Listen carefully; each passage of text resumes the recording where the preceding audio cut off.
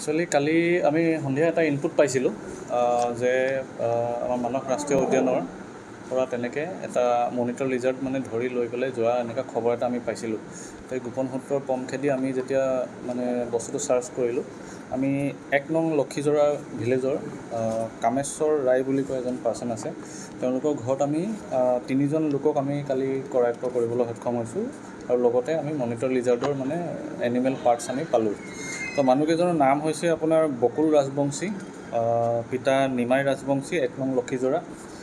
এজন হৈছে আপোনাৰ প্ৰশান্ত ৰাজবংশী, পিতা অনুধৰ ৰাজবংশী, ভিলেজ 1 নং লক্ষীজোৰা। আৰু এজন আপোনাৰ কামেশ্বৰ ৰায়, ভগেশ্বৰ ৰায়ৰ পুত্ৰ, তেখেতৰ ঘৰো 1 নং লক্ষীজোৰা। এই 3জনক আমি অন দ্য স্পট মনিটৰ লিজাৰ্ডৰ সৈতে আমি কালি একেলগত তেখেতক ধৰিবলৈ আমি সক্ষম হৈছিলোঁ। তেওঁলোকে মানাহ ৰাষ্ট্ৰীয় উদ্যানৰ বাউণ্ডেৰীৰ পৰা অলপ সোমাই ভিতৰৰ পৰাই এইটো ধৰিছে বুলি তেওঁলোকৰ সোধ-পোছ কৰোঁতে আমি কথাটো গম পালোঁ। আৰু এইটো আপোনাৰ বেংগল মনিটৰ লিজাৰ্ডটো আমাৰ যোনটো আমাৰ বন্যপ্ৰাণী সুৰক্ষা আইন 1972 আছে, তাৰ জৰিয়তে আমাৰ Schedule 1 স্পেচিছ হোৱাৰ কাৰণে তেওঁলোকৰ বাকী যোনখিনি আইনগত যাৱতীয় ব্যৱস্থা এইখিনি আমি এতিয়া প্ৰচেছ কৰি আছোঁ।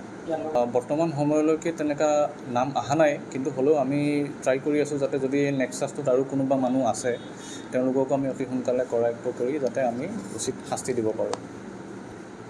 যিকোনো খবৰৰ বাবে যোগাযোগ কৰক 9181 307 221 আমাৰ এই নম্বৰত।